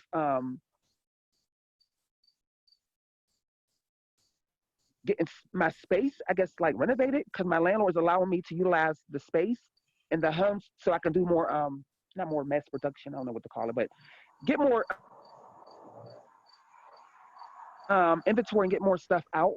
So basically, I just need help, I guess, from the URA. It would mainly be coming to look at the space that I have and just trying to figure out, I guess, renovation or space to make it more accessible to customers who might come and, want to purchase items from us. So Carmela, you were you in the Get Online program this last time? Yeah, someone Yeah, I thought so. what is it? Get Online and Grow Online program? Right, Yeah. right. And where, I don't remember where you're located. I'm in Mount Oliver. I just moved here. Okay. Yes. So my key question, because we know Mount Oliver is that little cutout in the middle of the city that's its own borough. Are you in Mount Oliver borough, or are you on the city side? Now, I don't know, so I gotta just look at my map because I didn't know that this like part of Mount Oliver is considered the city. So I'm not sure. I know I'm on Transverse Avenue. I'm near the park. Okay. So that's something you could check. You could get in touch with the URA, with the contact that's on the web page. You'd want to contact Lynette Morris. That's LMORRIS@URA.org. Okay. She's kind of the gatekeeper for the our loan programs, and you can check. She can work with you to check your address. So if you are within the city of Pittsburgh, then they can talk about a micro loan or something like that to help you get your space fixed. Okay. And like, would that still qualify for like the inventory or like operating costs? That's everything that falls under the micro enterprise Yes. loan, right? Okay. Yes. Now, what if I don't follow under the URA, guidelines, I guess, space? So I would have to talk to the borough? So if you're in Mount Oliver borough, no, they don't, the borough itself doesn't have any programs, but any of the other programs that have been talked about tonight, any of the programs that Juan talked about, Ridgeway Capital, any of the other programs that we talked about tonight, you would be eligible for. So you can talk to about the smaller amounts of funding. Yeah, it feels like a lot to any of us that says we want $10,000 or something like that, but usually for small businesses, grants of $5,000, $10,000, something like that are really all that you need to get kind of get moving. Exactly. Because my machine, I had a heat presser that just broke. Like some of my equipment broke, and it's like I had to just stop everything and just pause because I was getting frustrated with like everything that was going on with the COVID. I'm like, let me not stop. Let me just reach out and find out what resources are available because, like I said, the home that I live in, there's a garage space, and it's like this is a space that I could turn into a store. The landlord gave me, permission. She's like, as long as you, give me the information, just talk to me and work with me, you can utilize the space to run your business. So I'm just trying to find out what resources are available to help me get things moving again because, yeah, I had to stop. And it was very frustrating. And I'm just trying to find out what resources were available to help me out. If by residency, if she doesn't qualify for the URA loan, I would recommend RCI for a Kiva loan. Right. And I was going to suggest you also as well sign up for become a member of DBRC. You probably need to also talk because you're talking about doing some things just verbally, but being able to have something a little bit more stronger written in contract by utilizing our Reed Smith legal program because that's important.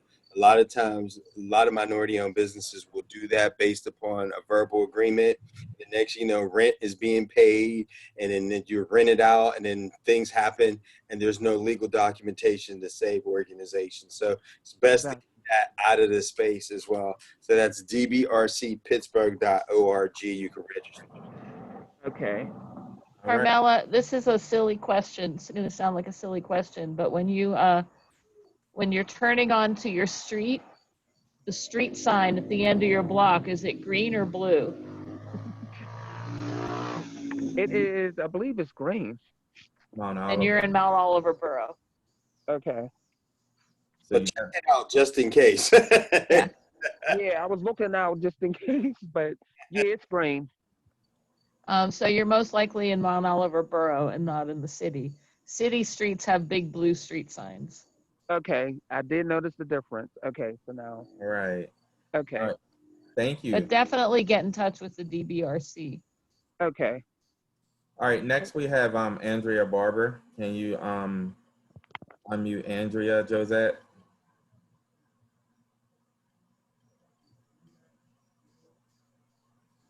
Hello, There you go, Andrea. everyone. Hi, Andrea. Hi. I had a couple questions. I started my business in 2016, but I really didn't have the time to put into it until recently. So my issue is basically about like filing taxes. When I first tried to run the business in 2016, I went to file taxes. They told me I didn't make enough. So I've never filed taxes for my business. And I know a lot of these loans require, tax documents for the business. And also, there was a micro loan application submitted on my behalf by Mwbe to Lynette Moore. And I haven't heard anything about that. And I think that was back in February. So I just want to know, because my business was established 4 or 5 years ago, am I applying for the right thing? So, Andrea, I think that Pierce might have sent you a message too during the webinar. I would get back in touch with Lynette at lmorris@ura.org. It's Correct. possible that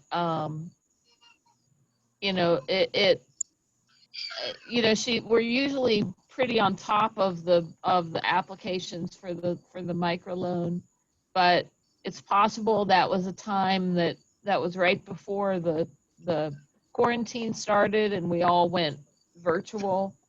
So it's possible something slid to the bottom of the pile and we didn't realize it. So I just get back in touch with Lynette and check on it. Okay. And for the fit bids, is that something that my company is A&D Royal Inc. I have a t-shirt company, but I want to branch out different things from that entity. Would it be better to get several different EINs or just branch off different companies from this one EIN?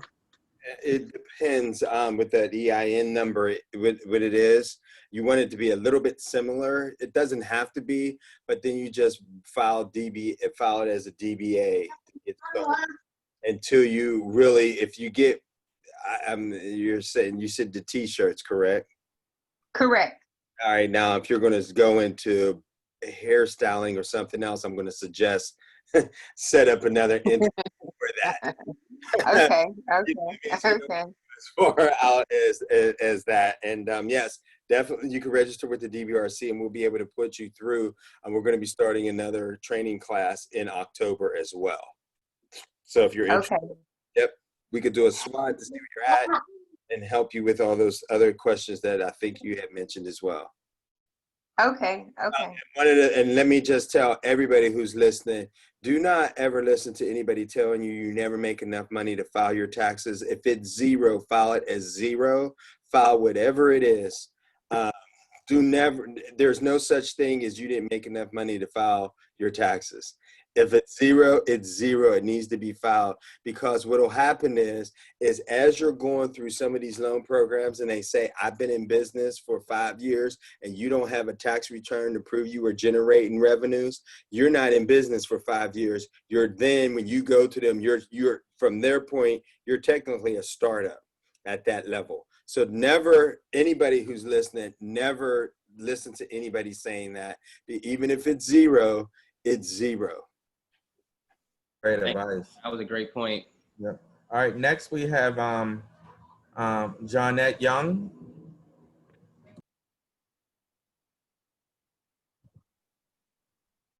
Good evening, everybody. Thank you for running this event. It was very informative. However, I live outside of the city of Pittsburgh. My business is primarily run from home. And I'm looking to purchase. We were just getting ready to purchase a brick and mortar. We were in the beginning stages of that when the pandemic hit. So I would like to know what resources, if any, are available to us for non-emergency medical transportation business if we live outside of the city limits. Johnette, where is the business going to be located? I'm looking towards the Strip District. And that's the city. Down in Penn Ave. That's the city. You would be good then, right? Yeah. So Penn Avenue in the Strip District is inside the city of Pittsburgh. Yes. I think you might be asking your question because you live outside the city, but your business is located in the city. If your business is in the city, you qualify for URA as well. Wait. It's not yet. We have not purchased a space yet. We were in the process of it. So technically now the business, it's a home-based business. It was easy to run a business at the time of, especially being in the early stages, within 2 years. So we're looking to purchase in the Pittsburgh area because we heavily service that area. It's around a lot of hospitals and so on and so forth. And we service 8 counties. So I would like to know what resources would be available, if any, to help us fund this brick and mortar. So if you are looking at a space or a building within the city of Pittsburgh, which the Strip District is, then you would be eligible, even though your business right now is not in the city, you're relocating to the city. So if you end up relocating to that space and you want to, if it's a building you want to purchase, then we do have resources that you can use toward that. Now our loans can't always be 100% of the project, you know, if you're purchasing a building, but we do have loans available to you. So again, I recommend contacting us, you know, contacting Lynette Morris, lmorris@ura.org, and she'll put you in touch with one of our loan officers, and you can talk through what you want to do, and they can figure out how best to help you. Okay, thank you very much. I appreciate it. Sure. Great advice. I don't see any more hands raised. Do we have a final question or two? Or introduction? We have Diane, Denise, Monica, Michelle, Sadair, Shara, who, so I wonder, Shara, would you like to speak? She currently has a business in McKees Rocks, and she's looking to move it to the north side. Tamika, Tanya, Tiffany, Crystal, Ebony, Lucille. Raise your hand if you want to talk. I have a question. Now that this is being recorded, where can people find this at? Will it be on the URA's website somewhere? No, I'll typically when I take these videos, I put them on the URA's YouTube page, and so Dana will probably share it from our the URA's Facebook page. I'll share it on my Facebook page. Bernard shares it, but it'll live on the URA's YouTube page. That's where all the webinars are. Yeah, we will also try. We'll try to put the links on the URA website. We haven't been as diligent about doing that, but we're trying to step up our game on that end as well. All right, so we have Shara. She has her hand up.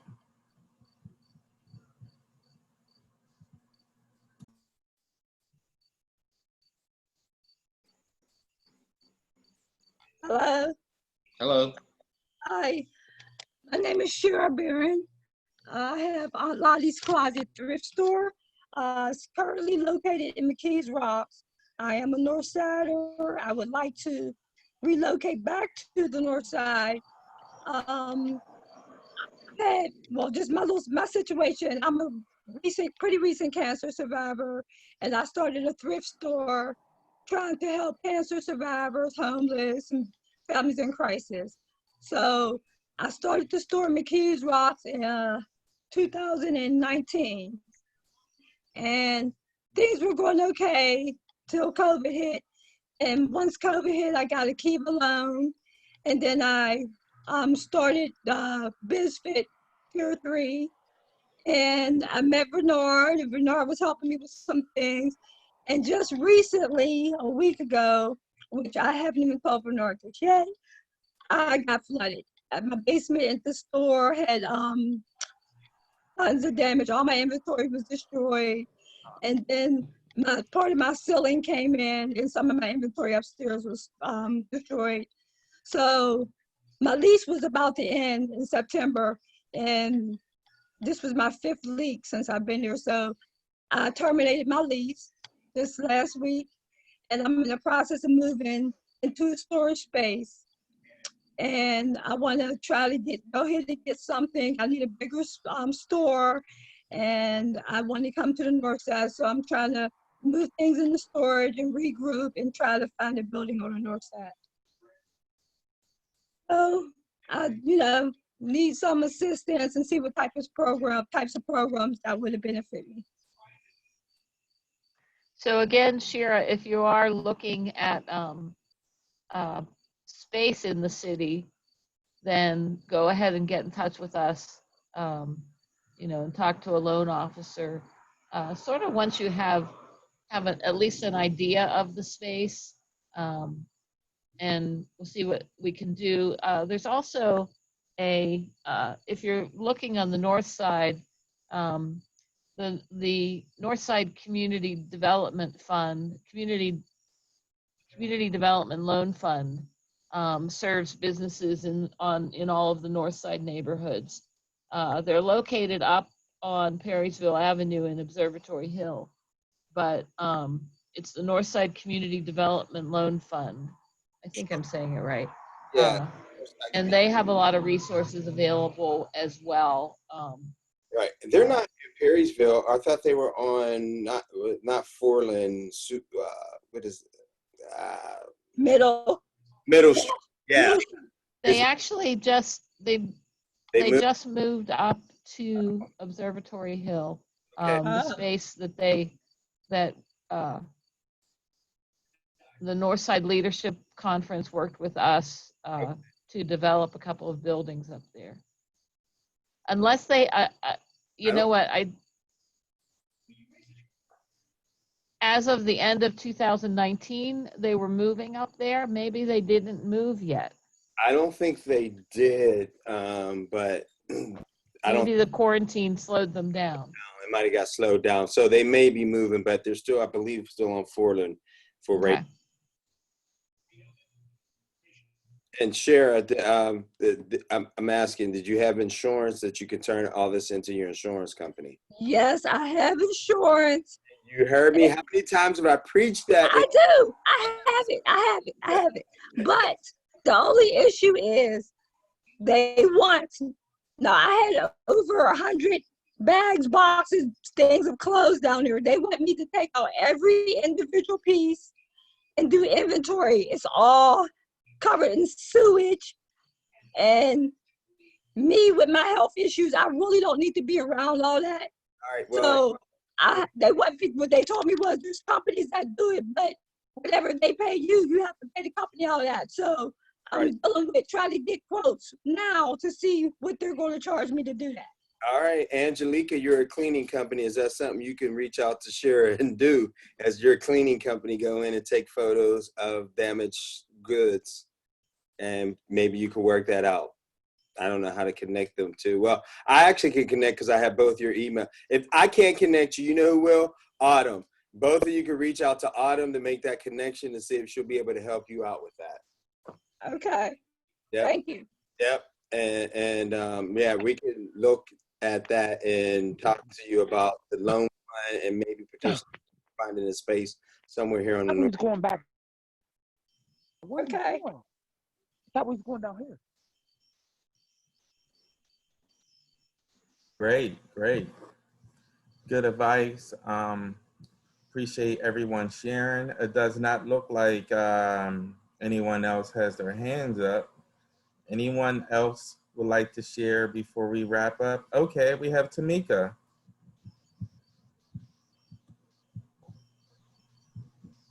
Good evening, everyone. So I will share since you had to call me out. You know how I do. My name is Tamika Wilson. I am the creative director and owner of TLW Multimedia and Design. And we have a custom printing and design business. We do consider ourselves to be more than just a store, however, because we are dedicated to helping women find relief and to heal from various trauma. So we just recently launched our featured service, which is our crafting and conversation sessions. And there are sessions that are held virtually right now by qualified counselors and makers, also known as crafters. And we facilitate art and creative expression sessions. And we do that as a way of helping people through difficult times and healing from trauma. Art's therapeutic. So we have art therapists who will join our sessions as well. Our biggest challenge right now, because I have a home-based business, but I live outside of the city limits. I am looking for a space because I've outgrown my basement. So that was my question that I asked in the beginning. My business currently is home-based, but if I had a business address that was in the city limits, would I still be eligible to participate in the programs? Yes. As long as your business is located within the city of Pittsburgh. The physical business or Well, as long as, so, I said yes kind of quickly there. Because were you the one that asked about a PO box? Well, not earlier? necessarily a PO box, but I did inquire because I just recently finished BizFit, and while we were in BizFit, we were made aware that they have mailboxes available if we needed a business address. So I was considering that, and that's why I was asking if my business address was located in the city, would I still be eligible to participate? And we typically, So, go ahead, Josette. So I would say that's something that it's worth getting in touch with us about and posing the question, because we have had cases where folks are live in the city and use their home address as the business address, but actually, you know, use space outside of the city, just to manufacture their items or something like that. So that's kind of, I can't 100% answer you. I just say contact us and pose the question. Okay, thank you.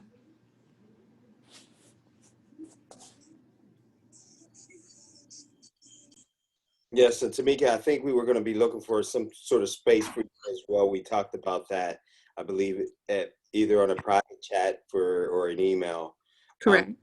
So if you want to shoot me an email or Autumn, she'll make sure we get it, some of the requirements that you're looking for. Okay, sounds good. Yep. Thank you guys, and thank you all for this session tonight. Thank you, Tamika. Thank you for participating. Yep. Thank you. Would anyone else like to share?